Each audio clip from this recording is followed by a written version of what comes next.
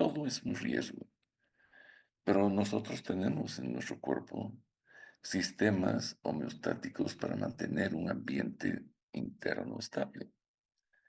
O sea, nosotros tenemos que adaptarnos y luchar contra el riesgo permanente de que entren bacterias, que se nos produzcan heridas, tenemos que cicatrizarlas, ¿verdad? Tenemos que restablecer funciones de órganos que han perdido por trauma, por lesión, etcétera. Entonces, para esto hemos sido dotados, pues, de un sistema, ¿no es cierto? De un sistema que nos permite protegernos, ¿no? Y repararnos. Y por dentro también tenemos las respuestas inmunitarias innatas y adquiridas. Esto nos va a permitir mediar, pues, y manejar la parte inflamatoria de forma correcta. Pero no siempre la cosa funciona bien. A veces todos estos mecanismos adaptativos fracasan y lo que va a ocurrir es que van a haber trastornos inflamatorios. Se nos van a producir procesos inflamatorios agudos, subagudos, crónicos, y que obviamente van a ser necesario el tratamiento farmacológico. Este gráfico, que también lo he sacado de Nel, de Pharmacology Advanced, se llama Farmacología en Esquemas, muestra cómo aquí están los dos sistemas más importantes de adaptación. Uno que lo hace en segundos, que es el sistema nervioso. A través de neurotransmisores es capaz de manejar un conjunto, todos los órganos en realidad, a través de dos sistemas periféricos, el simpático y el parasimpático, y el sistema nervioso central, obviamente, donde se generan los neurotransmisores a un gap sináptico y del gap sináptico se producen los efectos sobre receptores específicos, hasta llegar a los cambios o la respuesta celular. Por el otro, esto es para adaptarnos de manera inmediata, rápida. Viene un trufi en dirección, colisión con nosotros, pero es rato brincamos o nos agachamos o tomamos acciones para protegernos. Por otro lado, el sistema endocrino es un sistema de adaptación, pero más lento. A veces tarda hasta semanas para que ciertas adaptaciones a cambios que han ocurrido en el medio interno sucedan. Pero ellos trabajan igual, sintetizan sustancias que las ponen en sangre, viajan y van a órganos distales a producir efectos actuando sobre proteínas que hacen de receptoras para un diálogo entre todos los órganos. El cerebro habla con todos, el corazón habla con todos, todos hablan, los órganos se comunican y se comunican a través de estas sustancias, estos neurotransmisores, estas hormonas y esto que les voy a hablar ahora yo que está aquí en un círculo redondo lo he puesto. Son las hormonas locales, los autacoides, sustancias que también nos van a permitir adaptarnos y reaccionar ante eventos externos, produciendo efectos, cambios que son básicamente orientados a protegernos. Los autacoides tienen, depende del libro que consulten, van a encontrar ustedes que estos autacoides, de acuerdo a de dónde es su origen, los clasifican en derivados de las aminas, donde está la histamina, serotonina, todas las inas son las aminas. Están los péptidos, donde está la angiotensina, la bradiquinina, y los derivados de los lípidos, las prostaglandinas, leucotrienos, interleuquinas, factor de activación de plaquetas, etc. Son, de acuerdo al origen, entonces son aminas, péptidos y lípidos. En otros textos van a encontrar que los clasifican de una forma algo diferente. Como esta, por ejemplo, dicen son aminas, primero las aminas biógenas. Allá están la histamina y la serotonina. Luego los eicosanoides, donde están las prostaglandinas, los tromboxanos y leucotrienos. Luego los neuropéptidos. Estos péptidos son la radiquinina y la sustancia P, el factor derivado del endotelio, que es el óxido nítrico y las endotelinas, y otros mediadores como las citoquinas, interleuquinas y el factor de necrosis tumoral alfa, que es un quinto grupo. Esto no interesa mucho tener todas estas clasificaciones, pero más o menos para que tengan una idea cómo es que se organiza este grupo farmacológico tan heterogéneo en una clasificación que tiende a mezclar el origen con el grupo químico, digamos. Pero la idea queda ahí. De este tipo de sustancias son las que vamos a hablar. Ya les he mencionado que tienen no solo el rol fisiológico, no tienen ese rol de protegernos, de mantener la homeostasis. También tienen rol en la fisiopatología. Es decir, cuando hay enfermedad, cuando ellos reaccionan a las lesiones, ellos intervienen en la reparación, en la eliminación de bacterias, en reparar la zona donde se ha producido la agresión. Y también están algunos dirigidos a la transmisión. Y cuando hablo de transmisión es nerviosa, obviamente, y la modulación de respuestas, ya sea del aparato circulatorio o nervioso, en la zona donde está produciéndose la afección. Sus características generales, todos estos que voy a hablar, todos tienen una vida corta y una acción muy localizada. Se liberan en respuesta a estímulos específicos. No todos los mediadores locales se liberan juntos por cualquier estímulo. Tiene que haber estímulos muy específicos.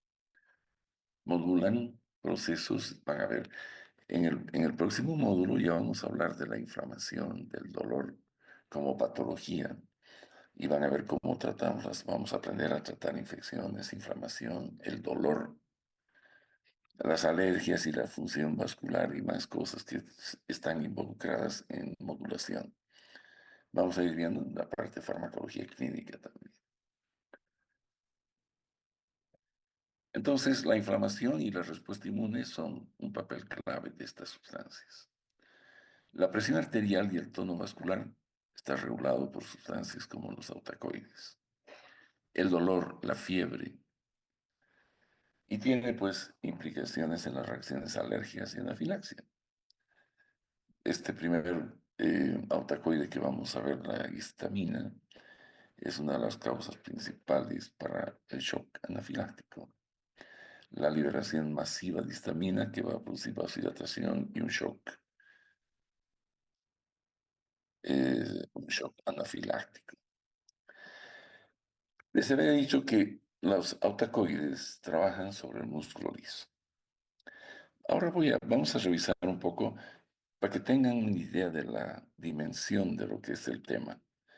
¿Qué órganos tienen tejido muscular liso y son susceptibles además al efecto de los autacoides?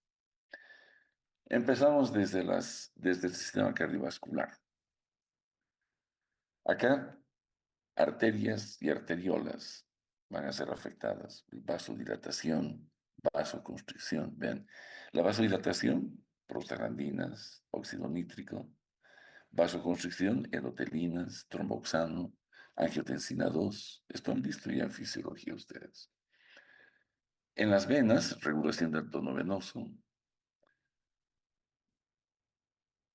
Puede haber vasodilatación por la bradiquinina y el péptido vasoactivo intestinal. El corazón en las arterias coronarias pues, regulan el flujo sanguíneo. Esto está regulado por endotelinas y prostaglandinas. Entonces, el sistema cardiovascular, el respiratorio, broncos y bronquiolos, pueden ocasionar tanto broncoconstricción como broncodilatación. Normalmente, los pacientes asmáticos tienen una concentración importante de leucotrienos, especialmente el LTD4 y el C4, estos dos que son broncoconstrictores y van a llevar al asma. La histamina también es broncoconstrictora y la serotonina, mientras que la dilatación se produce por las prostaglandinas tanto la prostaglandina E2 y el óxido nítrico. Entonces, dependiendo cuál es el que se libera, vamos a tener respuestas diferentes, pero hay músculo liso pues, en el aparato respiratorio importante. En el aparato digestivo, dije decir, desde el esófago, en el esfínter esofágico inferior, músculo liso. Allá esto puede ser modulado por la serotonina, el óxido nítrico y el péptido vasoactivo. En el estómago, contracción gástrica, la histamina, la serotonina, secreción ácida, las prostaglandinas, el misoprostol, pueden modular la secreción gástrica. En el intestino delgado y grueso, la regulación de la motilidad por la serotonina es este receptor, el 5-HT3, este es el procinético, ¿no? Este es un receptor que induce a la motilidad del tubo digestivo. También lo hacen las prostaglandinas y el PIP. En la vesícula biliar, la colecistoquinina y las prostaglandinas regulan pues la actividad contráctil de la vesícula. Las colecistoquininas están involucradas en la eliminación de la bilis hacia el intestino para la digestión de grasas. En el sistema urinario, los ureteres. En la vejiga urinaria, la contracción del detrusor por la acetilcolina y la serotonina. La relajación del trígono, del esfínter, el óxido nítrico, el PIP. En el útero, la contracción del útero va a ser producida por prostaglandinas, por la dinaprostona, el galbaprost y la oxitocina. Son sustancias que llevan a la contracción uterina. Esto van a ver ustedes después cómo se puede utilizar para prevenir, digo, hemorragias postparto y demás se pueden utilizar o pueden inducir incluso el aborto. Algunas de las sustancias que se usan en gastroenterología, que son derivados de la prostaglandina F2, son actualmente por la gente joven usadas como sustancias que inducen al aborto. La relajación del útero podemos lograr con óxido nítrico y beta-adrenérgicos. Esto van a ver también cuando de aquí a 3 semanas estén viendo el sistema nervioso simpático. Eh, Esto nos sirve para detener un parto prematuro. Las contracciones prematuras de una mujer embarazada se pueden detener si el feto todavía no está viable o pueden hacer con ciertas inmadureces que pongan en riesgo su vida. Los conductos deferentes y la próstata en el varón también pueden estar regulados por estas sustancias, ¿no? Como las prostaglandinas y la serotonina. Los ojos, el músculo ciliar y el esfínter del iris, pues son regulados por prostaglandinas. No van a ver, bueno, no sé si esto, creo que en la materia no tenemos un tema dedicado a la oftalmología, pero el latanoprost, lo utilizan bastante los oftalmólogos para modular justamente esto, el humor acuoso en pacientes con glaucoma. Y también participan las endotelinas. La piel y el tejido conectivo, el músculo liso de los vasos cutáneos, vasodilatación con quién, con bradiquinina, óxido nítrico, prostaglandinas. La vasoconstricción con endotelinas y angiotensina 2, el músculo erector del pelo. Esto cuando se ponen los pelos erizados, piel de gallina, estímulos por la histamina y mediadores inflamatorios. Entonces, miren la cantidad de órganos que pueden o son modulados, apoyados, ayudados por estas sustancias que llamamos mediadores locales. Algunos ejemplos para que vayamos introduciéndonos en el tema de aplicación médica están los antihistamínicos, tema que ustedes han debido escuchar muchas veces en su vida. Estos antihistamínicos son agentes antagonistas del receptor H1 y H2 de la histamina. Pueden ser antihistamínicos H1 selectivos y H2 selectivos. H1 para tratar las alergias y H2 para tratar la enfermedad ulceropática. Los AINES inhiben a las prostaglandinas y nos sirven para tratar procesos inflamatorios y dolor. Estos vamos a ver después, estos mediadores locales son los eicosanoides. Los corticoides, que no los van a ver conmigo, van a ver después en inflamación, tienen que ver con la inhibición de las citoquinas y algunos mediadores inflamatorios. Los antagonistas de los leucotrienos, estos son utilizados en el asma y en las reacciones alérgicas también. Y el óxido nítrico, que es utilizado en enfermedades cardiovasculares. O sea, hay una serie de aplicaciones terapéuticas que están en base a a la manipulación de estas sustancias llamadas mediadores locales en ciertos órganos.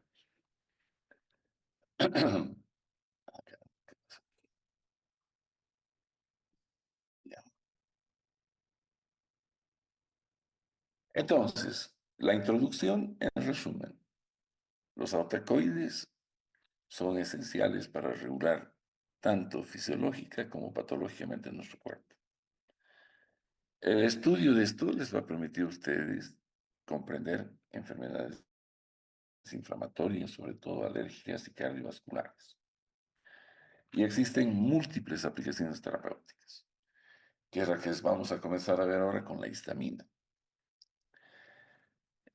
Con histamina lo más importante es entender y comprender qué son los antagonistas H1 y H2, ya que son los que clínicamente son más usuales. La histamina tiene un origen, vamos a ver su origen y su localización. Es derivada de un aminoácido que es la histidina. Y la histidina, por acción de la histidina decarboxilasa, forma la histamina. Esta histamina es acumulada en los mastocitos y en los basófilos. Estas dos células son las que van a liberar la histamina dependiendo del estímulo. Están ubicadas generalmente en la piel, en los pulmones y en la mucosa gástrica. También están presentes en las neuronas y en las células enterocromafines del tubo digestivo.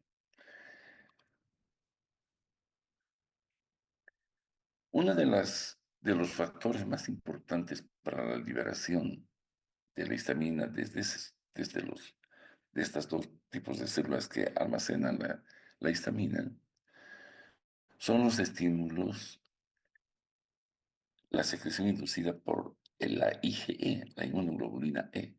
Son reacciones de tipo alérgico. Vamos a ver cómo el mastocito se sensibiliza y se degranula luego. Los estímulos físicos, el frío, el calor, la presión mecánica. Hay personas que con el frío pues liberan gran cantidad de histamina y se ponen rojos, la piel rubicunda, comienza a haber prurito, puede haber urticaria. Ciertos fármacos, especialmente bases, como la morfina, la vancomicina, pueden inducir también liberación no inmunológica. Es decir, en este caso se está liberando por un efecto farmacológico. Aquí podemos ver todas las causas, ¿no? La primera, la reacción alérgica por IgE.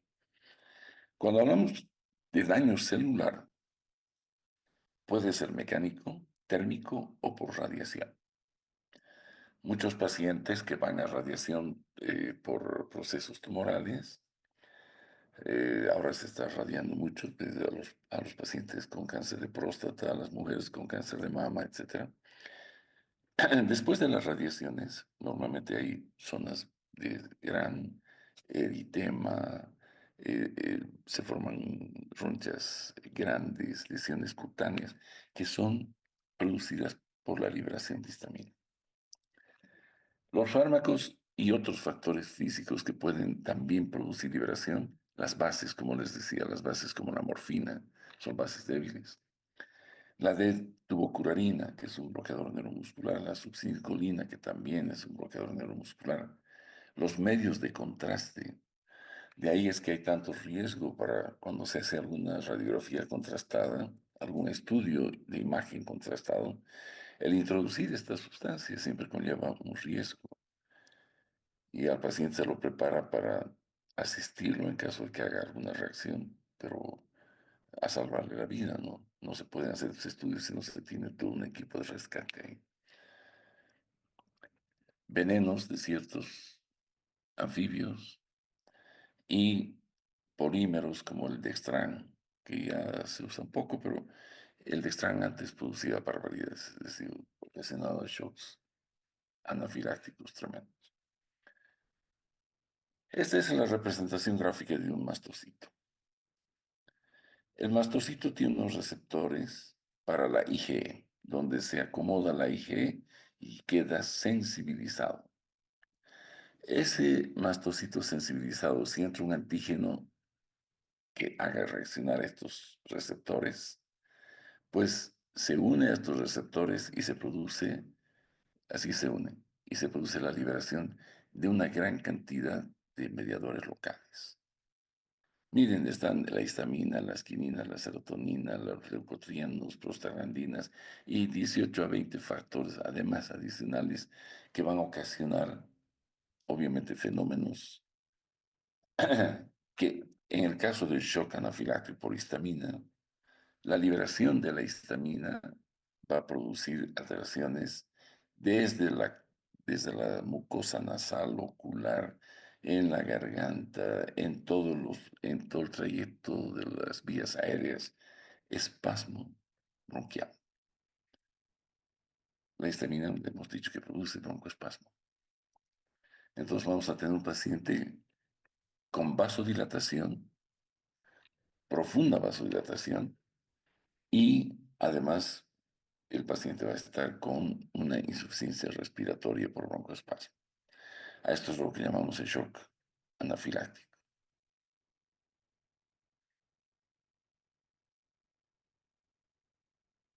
Una vez que se libera la histamina, ¿qué es lo que es?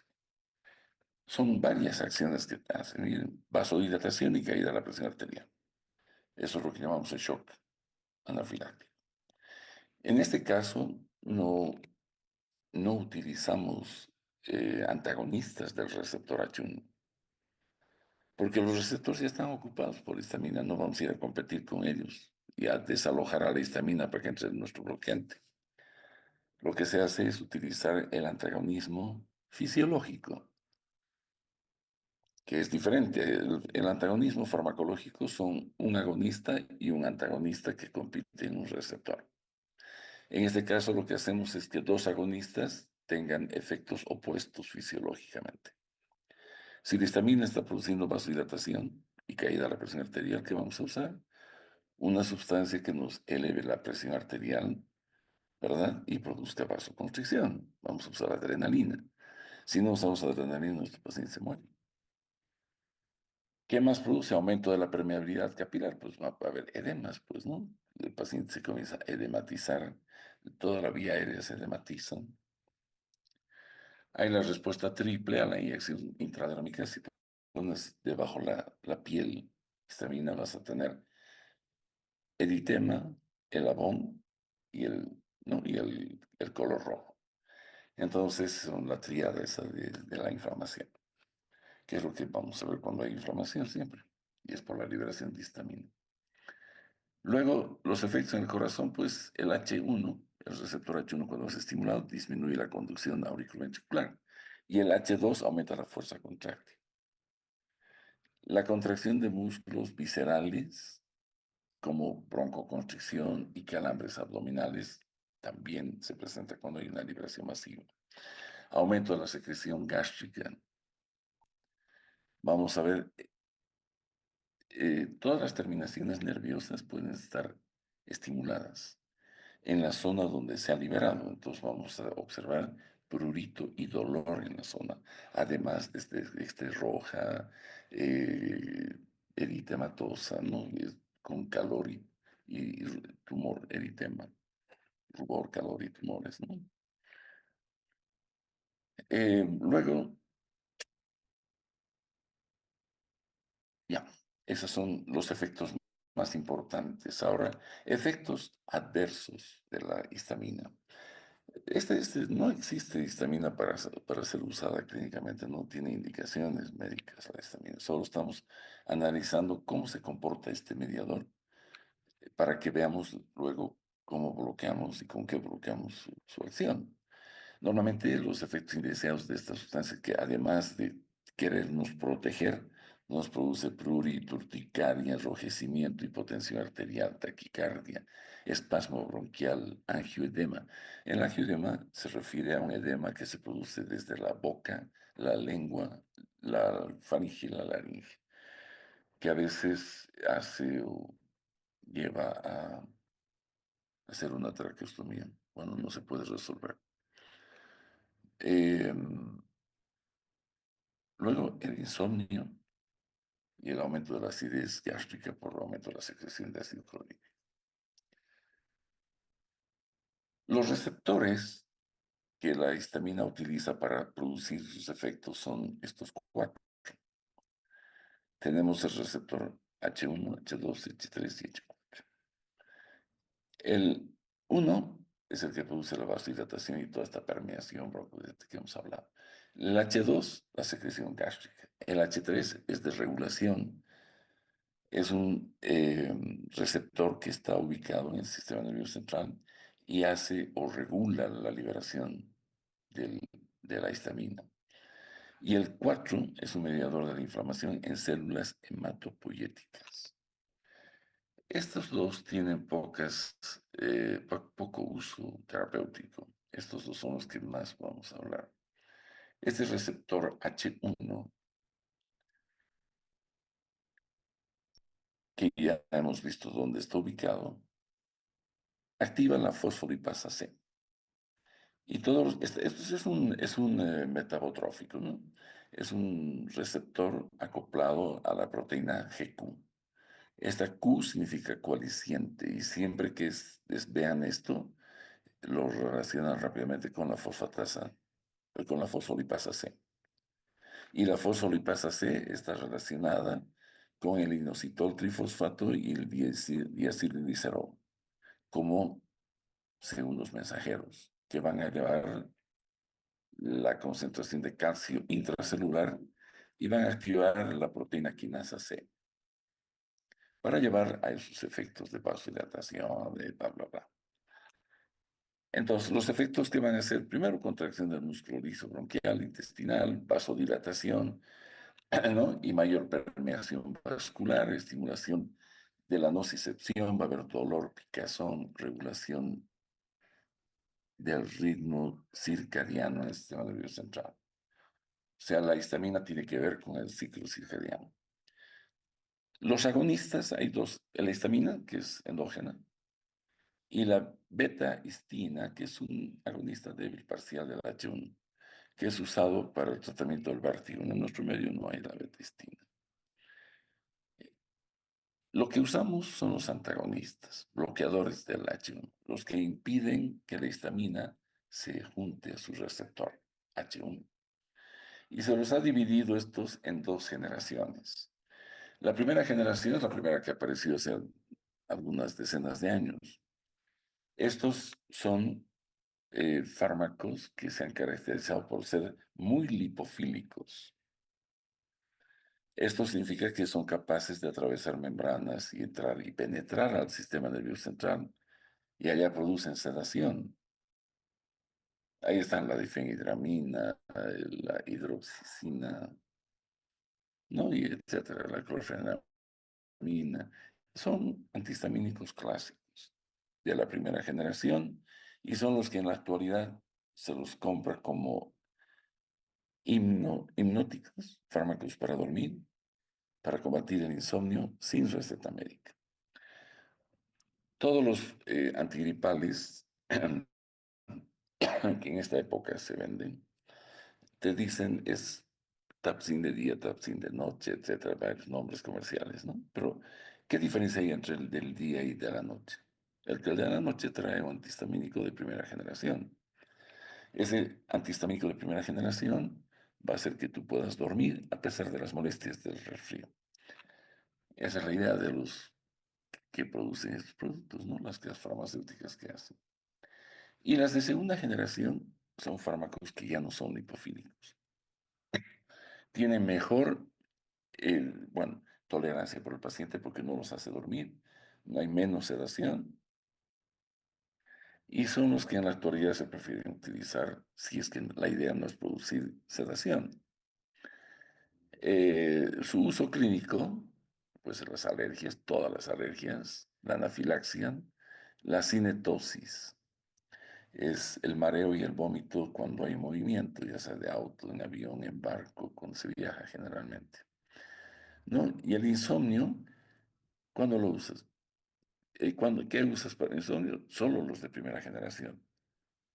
No vayan a dar antihistamínicos de segunda generación pensando hacer dormir al paciente, porque no le hace nada.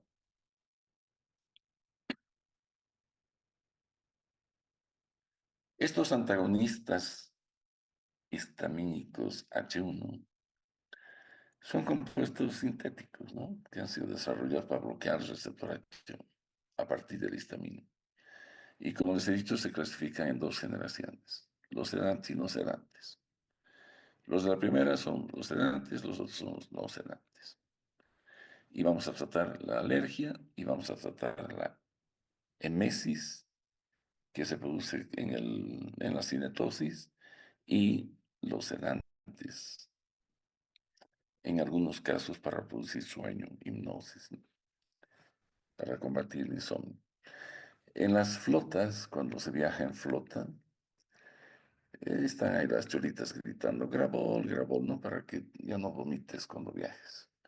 Es como antiemético. Son excelentes para la cinetosis, especialmente los de primera generación.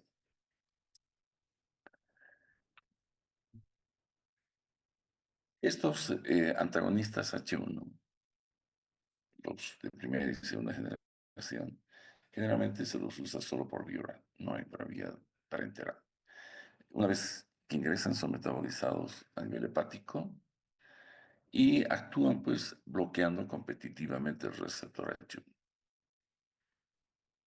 y nos permiten inhibir reacciones mediadas por histamina de tipo alérgica o inflamatoria exagerada en el tejido de los...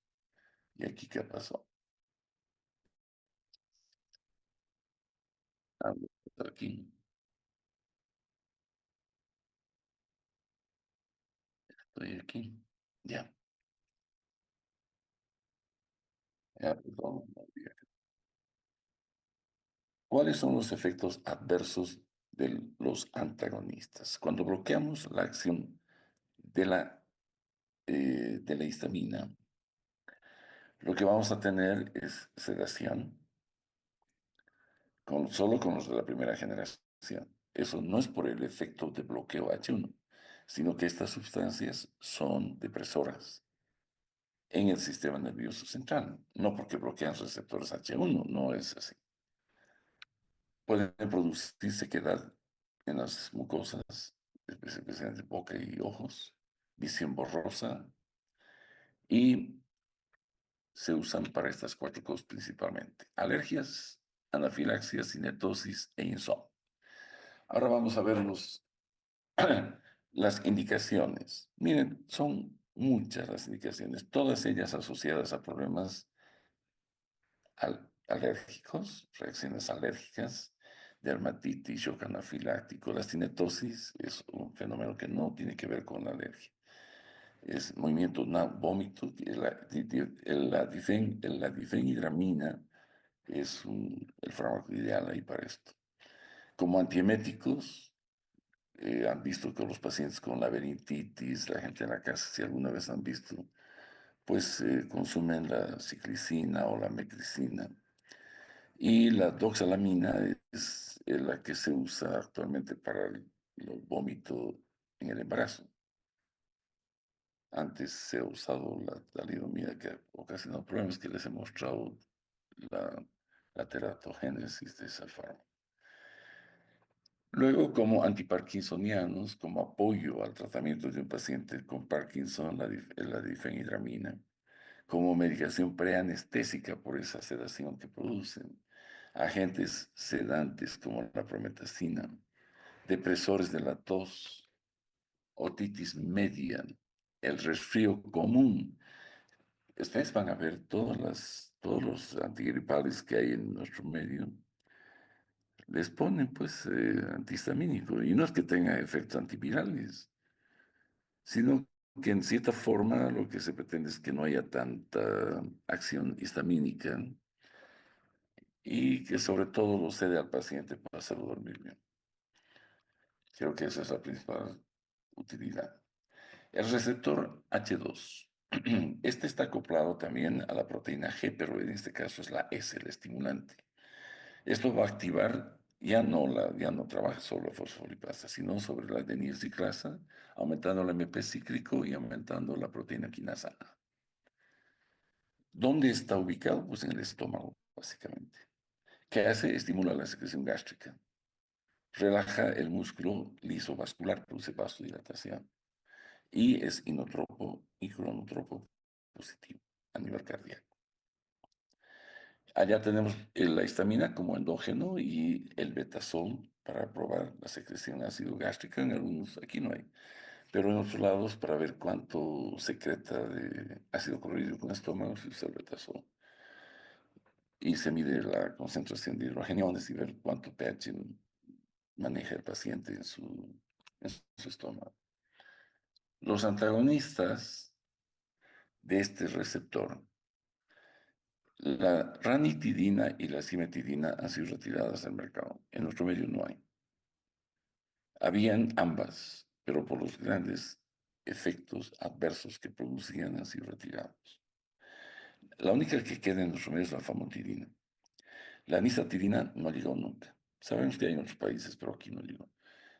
Tenemos la famotidina.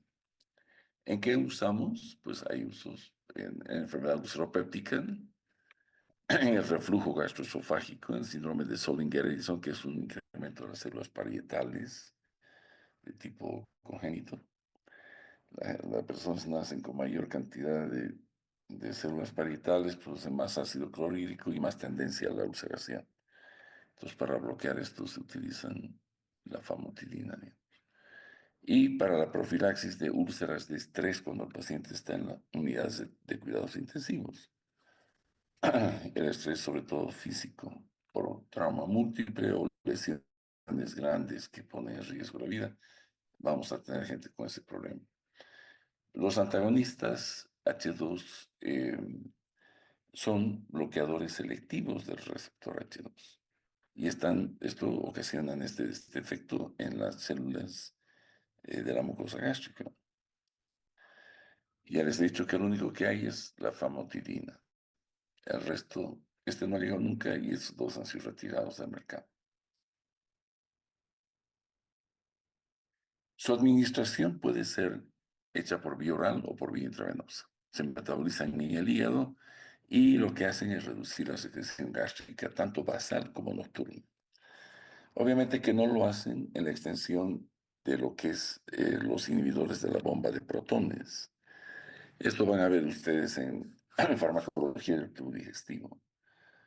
No son inhibidores potentes de la secreción de ácido clorhídrico. Inhiben, sí, la basal y la nocturna y sirven para tratar ciertas patologías, pero no toda enfermedad ulceropéptica se trata ahora ya con antihistamínicos H2. Las categorías terapéuticas a las que pertenecen estos fármacos, como antihistamínicos, los H1, como ansiolíticos, la hidroxicina. Miren, como anticinetóxicos, antieméticos, antitusígenos, antivertiginosos, antisedativos, bueno, digo, sedativos o hipnóticos que los duermen a los pacientes, el estímulo del apetito, antimigrañosos y como antiasmáticos. En muchos pacientes que tienen base alérgica en su espasmo bronquial, pues usa el astendisol o cualquiera de estos antihistamínicos de segunda generación para evitar que se liberen. Y si no evitar que si se liberan, que no actúen sobre sus receptores. Los que impiden que el mastocito se libere son los estabilizadores del mastocito, que van a ver después son otro tipo de fármacos que hacen que el mastocito no se degranule y libere todas estas sustancias que son mediadoras locales. Los efectos adversos que pueden tener los pacientes que consumen o reciben como tratamiento la famotidina, cefalea, diarrea. La cimetidina producía ginecomastia, alteraciones serias en el varón, de temas de fertilidad, crecimiento mamario, galactorrea, y por eso es que se la ha retirado del comercio. Se usa para tratar úlceras gástricas, reflujo gastroesofágico y síndrome de solidarismo.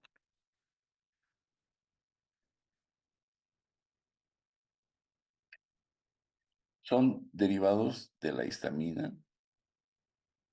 Se los clasifica también en generaciones. La primera generación fue la cimetidina y estuvo muchos años sola. Luego salieron las de segunda generación, de las cuales la ranitidina ha sido retirada y la nisatidina no llegó nunca acá.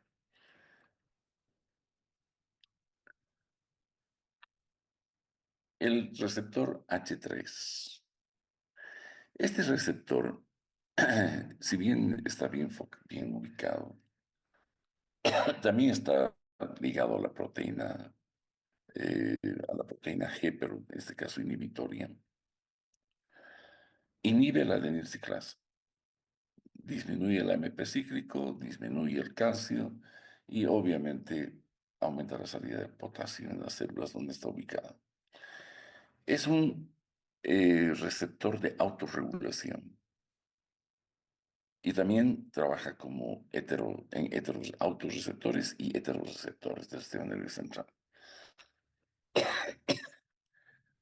Inhibe la liberación, no solo es autorregulador, ¿por qué? Porque inhibe la liberación histamínica, pero heteroreceptores también inhibe de la acetilcolina, de la dopamina, de la noradrenalina.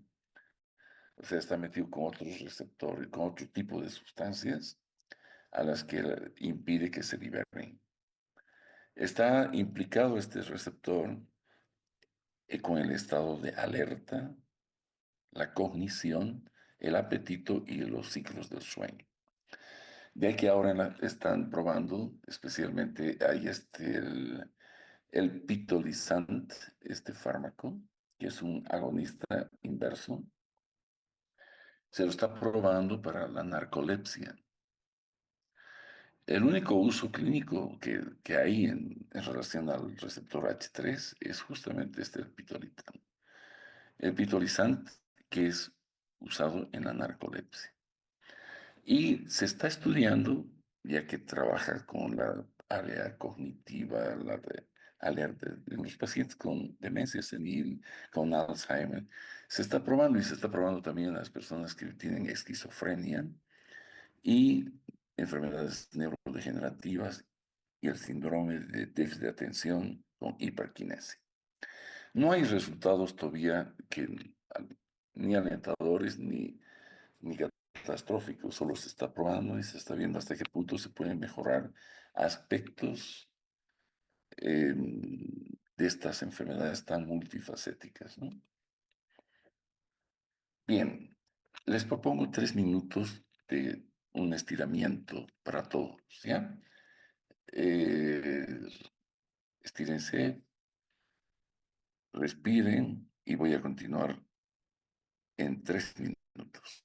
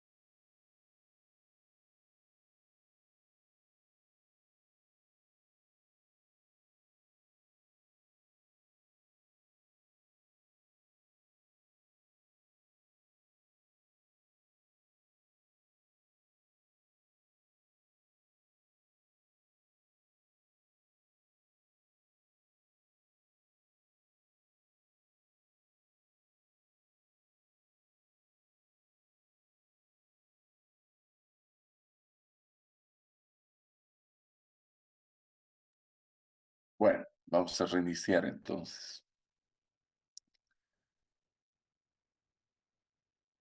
Ahora vamos a ver una otra sustancia mediadora local, otra otacoide que es la serotonina del grupo estos derivados de las aminas. En esta hay fármacos agonistas y antagonistas que tienen importancia terapéutica. La serotonina, o también llamada 5-hidroxitriptamina, esto debido a su origen. Esta sustancia es un neurotransmisor monoamina derivado del triptófano. Y el triptófano es eh, una amina que nosotros la tenemos que ingerir porque no la producimos. Y entra con la carne, con el plátano y algunos otros alimentos que son ricos en triptófano. Bien, entonces vamos a estudiarlo. Su síntesis es a partir del triptófano, a través del triptófano hidroxilasa. Está localizado, vean ustedes, en el sistema nervioso central, cerca de las neuronas del núcleo de Rafi, en el sistema gastrointestinal, células enterocromáfines, y en las plaquetas, donde es almacenada pero no es sintetizada. Ustedes han debido escuchar mucho de la serotonina. Se habla, y ahora que hay tanto TikTok que habla de que la serotonina es la hormona de la felicidad, etc. Tiene que ver, hay algo de cierto por su ubicación en el sistema nervioso central, que tiene que ver con estados anímicos, pero tiene funciones mucho más relevantes en términos de homeostasis o de funcionamiento de nuestro cuerpo. Esta es liberada como una respuesta a varios estímulos neuronales, no son, solo estímulos neuronales hace que se libere. Es recaptada por transportes celulares de recaptación, es una recaptación. ¿Cómo termina su acción? Una vez que es liberada, pues es recaptada por la terminación nerviosa. O si lo que queda en el GAP es degradada por la MAO-A, la monoaminoxidasa tipo A, que es la que elimina a la serotonina. Normalmente está en abundancia, casi el 90% de la serotonina está ubicada en el intestino, en las células enterocromáfinas y en el plasma sanguíneo. No entra al cerebro. Y como les decía, la carne y el plátano son las fuentes directas de serotonina. El L-triptófano, que es este aminoácido que ingerimos, normalmente se encuentra en todas las proteínas, pero es que la carne siempre nos va a proporcionar triptófano. O sea, son la carne, el huevo, la leche, los pescados, todo lo que tenga proteína, pues es una fuente importante para nosotros de triptófano. Y ese triptófano se va a producir, obviamente, se va a convertir en serotonina.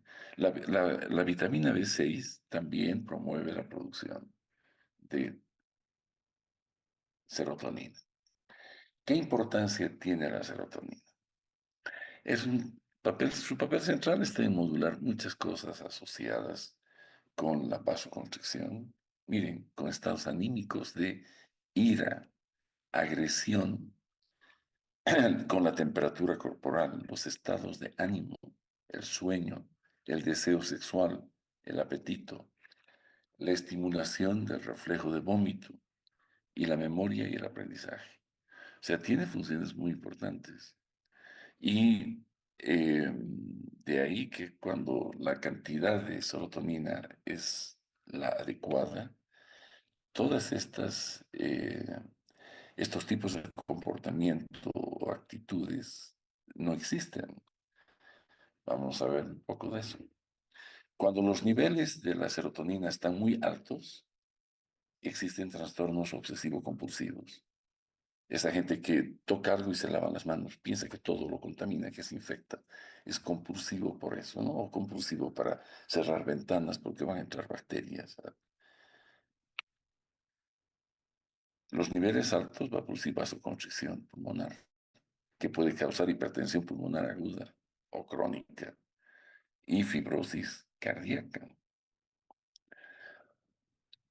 Al contrario, los niveles bajos de serotonina, la persona es irritable, emocionalmente irracional, de pronto comienzan a llorar sin ninguna explicación. Hay trastornos del sueño, depresión, tendencias suicidas. Pero cuando la serotonina está normal, la persona se muestra con estabilidad emocional, hay una reducción de la agresión, el ciclo del sueño es normal y hay un control adecuado del apetito. Entonces, miren, controla muchas cosas, no solo en esferas cerebrales, sino también tiene que ver con la nutrición, con el dormir. Existen hasta 7 receptores de la serotonina ubicados, identificados correctamente. Y todos se los ha llamado, como es el nombre de la serotonina, la 5-hidroxitriptamina 1, y 2 y 3 y 4, abreviado 5-HT, desde hasta el 7. El uno regula el tono vascular y en el sistema nervioso central, pues la ansiedad y la depresión son controlados por este. El 2, agregación plaquetaria y la vasodilatación. El 3 es motor, tubo digestivo, náusea, vómito. El 4, la motilidad del intestino. Y estos son de regulación neurohormonal, aprendizaje y sueño, no bien identificados y poco usados terapéuticamente, como vamos a ver. El uno, solo el uno, vean, ha sido subdividido, subclasificado desde el A hasta la F. A, B, C, D. Falta la C, pero existe. Los más importantes, terapéuticamente hablando, la A, la B, la D, la E y la F. Estos 5 subtipos de receptor son los que se han encontrado fármacos para hacer acciones específicas. Entonces, estos receptores forman parte de la familia de receptores de membrana, o sea, están asociados con la proteína E. Tienen que ver con el AMP cíclico y el inositol trifosfato. Producen inhibición de la adenosiclasa. Están localizados primariamente, estos el uno, en el cerebro y van a mediar la inhibición sináptica. O sea, hay una inhibición de la sinapsis y mecanismos que comprometen una conductancia aumentada al potasio. O sea, el efecto que va a tener el receptor al ser estimulado es inhibitorio y va a haber un aumento de la conductancia del potasio, se van a acordar. Los receptores periféricos median efectos excitatorios como inhibitorios, dependiendo del órgano y de dónde esté el músculo visceral. Entonces el HT1 está acoplado a la proteína G inhibitoria, inhibe la desintegrasa, inhibe los canales de calcio, abre los canales de potasio. Esto que va a llevar a una hiperpolarización neuronal. Entonces, con esto vamos a poder bloquear los circuitos cerebrales asociados con ansiedad y la migraña, que es un fenómeno vasodilatador, vamos a producir vasoconstricción.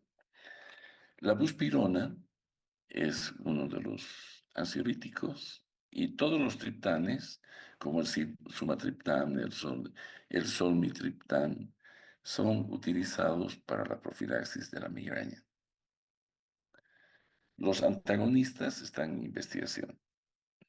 Se está investigando el uso de los antagonistas para esta acción central que tiene en la depresión y en la migraña. Entonces, en la actualidad, dos usos. El, el receptor de serotonina 1, los triptanos, son utilizados para producir vasoconstricción intracraneana para alivio de la migraña. No se olviden que la migraña es una vasodilatación y una pulsación dolorosa a nivel cerebral. Es las arterias, como si sintiéramos los latidos dentro del cerebro y duele. Esto es porque hay una inflamación periarterial y esa vasodilatación más esa inflamación alrededor de la arteria, cada pulsación es dolorosa. Entonces, estos fármacos producen vasoconstricción, cierran los vasos y no hay esa expansión dolorosa. Y la buspirona para el tratamiento de la ansiedad generalizada. Los agonistas y antagonistas de este receptor, su origen químico son compuestos sintéticos, todos en base a la serotonina. Se los clasifica como agonistas de 1B, 1D, ¿no? Van a ustedes, el sumatriptán es 1B, 1D. Todos los triptanos estos. El sumatriptán, el rizatriptán, el solmitriptán, que son para uso en la migraña. Estos actúan sobre este receptor. Los antagonistas actúan sin elección, ¿verdad? Y el pindolol, que es un beta bloqueador, en la actualidad se sabe que es un antagonista también de este receptor, está en investigación para ser usado en la depresión resistente. Pacientes que no responden al tratamiento convencional, pues podría usarse el pindolol como un antagonista de este receptor.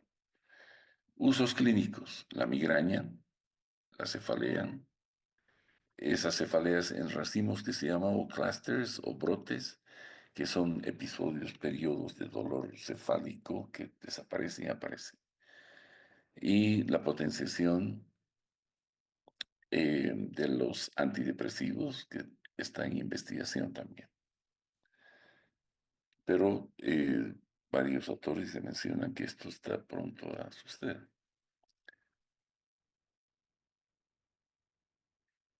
Los receptores serotonínicos 2.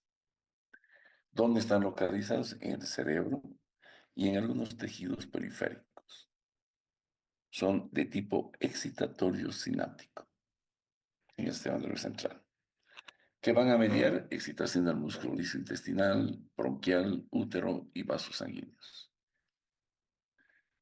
O también la dilatación de vasos y el mecanismo por receptor compromete pues, a los nucleótidos cíclicos de la cascada de del fosfoinositol y activación de la fosfolipasa C. Ahora, en el tumor carcinoide, que es un tumor que produce serotonina, estos receptores probablemente son los que median las manifestaciones características de esta enfermedad, pues, como son la vasodilatación, la diarrea y la broncoconstricción. El tumor carcinoide es un tumor que genera serotonina y los pacientes vienen hipotensos, con diarrea y espasmo bronquial. Y este receptor, el H2, es el que estaría involucrado en la producción de estos síntomas. Es un receptor que tiene relación con la proteína GQ coaliciente, o sea, actúa sobre la fosfolipasa C. Aumenta el calcio, ¿verdad? Intracelular, al aumentar el inositol trifosfato y el diacilglicerol, pues aumenta el calcio. Los subtipos relevantes de este receptor son el 2A, el 2B y el 2C. Sus agonistas, un agonista parcial del 2A es el LSD, el ácido lisérgico. Y la mirtazepina es un agonista inverso del receptor 2C, pero tiene una acción bloqueante general, la mirtazapina. O sea, vamos a encontrar, vamos a ver las indicaciones luego. Los antagonistas se los usa como antipsicóticos atípicos. Los que bloquean el receptor de la serotonina 2, como son la risperidona, la olanzapina, que hacen bloquean el receptor 2A. La ciprofloxacina bloquea el 2 y es un antiemético anorexígeno. Aquí esto me faltó, que me equivoco al escribir. Otros, bueno, los usos clínicos de estos fármacos, como antipsicóticos atípicos para el tratamiento de esquizofrenia y el trastorno bipolar. La respirona sé que tiene muy buenos resultados en el tratamiento. Los pacientes llegan hasta ser internados, se les hace electroshocks y todo, pero como tratamiento, como antipsicótico atípico, la risperidona está siendo usada bastante en Latinoamérica. Luego, como la ciprofloxacina para producir anorexia en la migraña y en el síndrome serotonínico o serotinérgico leve. El receptor 3, ¿dónde está localizado? En el sistema nervioso central, especialmente en esta área quimioreceptor, que está asociada con el centro del vómito. Esta zona quimioreceptora es la que desencadena el vómito, en el centro del vómito. Y obviamente también está ubicada en los nervios entéricos y sensoriales periféricos. Van a ver, ¿esto qué hacen? Abren de manera no selectiva canales de sodio y de potasio y producen despolarización neuronal. Los antagonistas actúan en este receptor, ¿no? Y son probablemente los mejores antieméticos. En la actualidad, los pacientes con tratamientos antineoplásicos o postquirúrgicos que hagan vómitos postquirúrgicos, los antagonistas de este receptor son los fármacos de elección. Ya lo vamos a ver ahora. Este es el único de los receptores serotonínicos que no es metabotrófico, es ionotrófico. Está unido a un canal iónico, pero que es dependiente de un ligando. ¿Qué hace este? Inhibe, eh, bueno, es el único de estos que no está acoplado a la proteína G, lo que les decía. La señalización lo hace por apertura de los canales y la entrada de sodio o calcio y la despolarización rápida que se va a producir como un canal iónico, ¿no? Como lo hacen todos los que son iónicos, rápidos y más violentos. Su ubicación es en el área póstrema, centro de vómito, y en el intestino delgado, el sistema nervioso central y el sistema nervioso periférico. Los agonistas no son útiles clínicamente. Los antagonistas, como el ondansetrón, el granisetrón, el palonosetrón, son fármacos que se usan mucho en la quimioterapia y en el postoperatorio de pacientes en los que hay náusea y vómito. También se encontró utilidad de estos fármacos en el síndrome de intestino irritable, que cursa con diarrea. En ellos va muy bien con el tratamiento con estos ondansetrones. El receptor 4 está principalmente ubicado en el sistema nervioso entérico. Este es netamente del tubo digestivo. Tiene un efecto excitatorio que causa incremento de la motilidad gastrointestinal. Estimulan la adenilciclasa, ¿no? Y entonces va a haber mayor AMP cíclico y vamos a tener activación de la proteína quinasa A. Estos fármacos, a muchos de ellos se los conoce como fármacos procinéticos. Es decir, son fármacos que van a estimular un peristaltismo propulsivo orientado de la boca hacia el ano de todo el bolo alimenticio para evitar que haya vómito o un estómago que retiene alimentos, una retención gástrica y que el vaciamiento gástrico sea mucho más rápido. Entonces ahí tenemos, por ejemplo, la cisaprida, que ha sido retirada, ¿no? Porque produce arritmias, pero este fármaco es un procinético. La prucalaprida, que es y el tegacerot, son agonistas selectivos modernos, ya no como el cisaprida. Estos fármacos se los utiliza para combatir el estreñimiento en pacientes con estreñimiento crónico, como digo acá, crónico idiopático, o en mujeres especialmente que tienen el síndrome de intestino irritable con estreñimiento, el tegacerot. Los antagonistas están en investigación para el tratamiento de arritmias y algunos problemas del sistema nervioso central. Pero el 4 básicamente es un receptor involucrado con la motilidad gastrointestinal. El síndrome de serotonina del que mencionaba hace un momento es cuando el paciente tiene exceso de serotonina en su plasma. Y esto puede causar una condición que es llamado el síndrome de la serotonina, que puede ser potencialmente fatal. Y se utilizan una serie de fármacos para detener el desenlace fatal. Se puede usar metisergida, la ciprofloxacina, los beta bloqueadores como el propanolol, pindolol y las benzodiazepinas, que son depresores del sistema nervioso central, o la Diazepam, el diazepam, el clonazepam, para tratar la migraña, pues ya hemos visto. Estoy hablando ahora en forma general de lo que hemos revisado.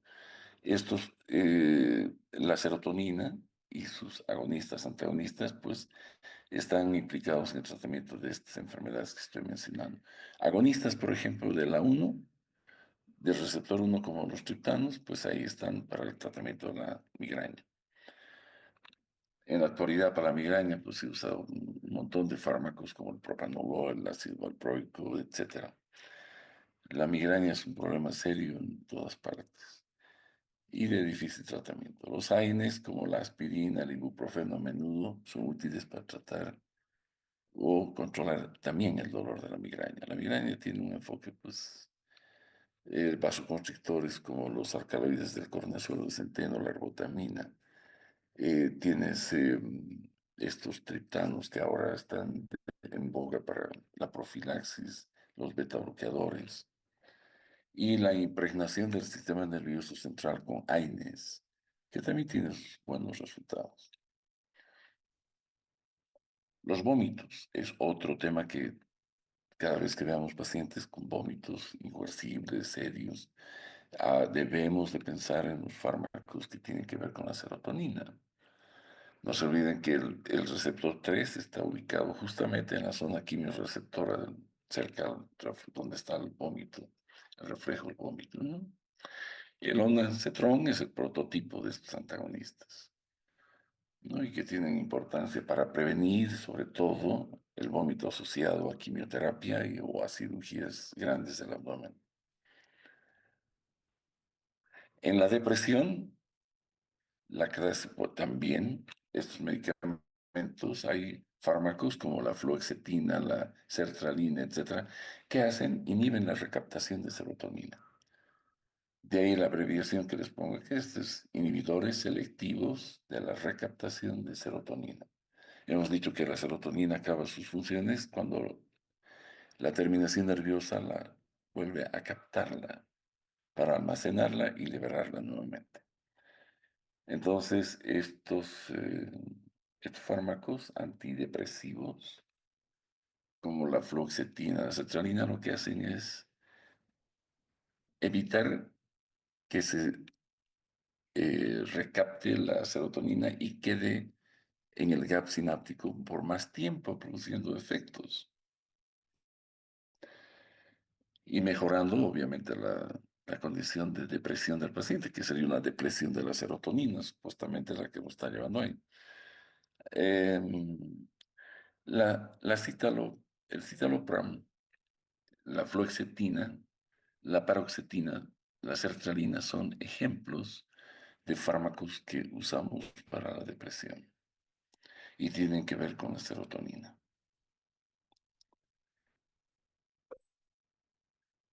El 2, no se olviden, la risperidona, la olanzapina son antipsicóticos atípicos.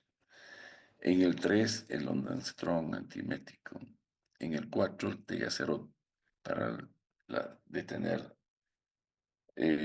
para el síndrome de intestino irritable que cursa con estreñimiento, como procinéticos. Estos fármacos se administran por lo general por vía oral o por vía subcutánea. Su metabolismo hepático, eliminación renal o biliar, dependiendo del fármaco que se esté estudiando, los agonistas son activadores del receptor por su actividad intrínseca. Los antagonistas son fármacos que tienen afinidad, pero no tienen actividad intrínseca para producir efectos, solo bloquean la actividad del agonista, en este caso de la serotonina. Los efectos adversos de los agonistas, pues vasoconstricción excesiva, como con los triptanos, la diarrea, y con los antagonistas, somnolencia, hipotensión y la prolongación del QT. El QT es un tema muy serio cuando un fármaco lo prolonga. El espacio, el intervalo QT en el electrocardiograma, cuando hay esto, normalmente luego vienen las torsadas de puentes, las puntas de la hélice comienzan a doblar y se producen unas arritmias polimorfas que acaban en un paro cardíaco o una fibrilación ventricular y la muerte del paciente. Los usos clínicos, los triptanos en la migraña, el ondansetron y todos los cetrones estos en la náusea y el vómito por quimioterapia y como antipsicóticos atípicos o esquizofrenia y trastornos bipolares, los que hemos hablado. Contraindicaciones. No usen triptanos cuando hay cardiopatía hipertensiva no controlada.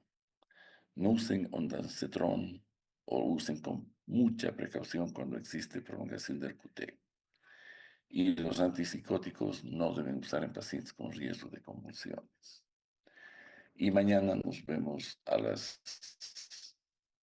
8 de la noche.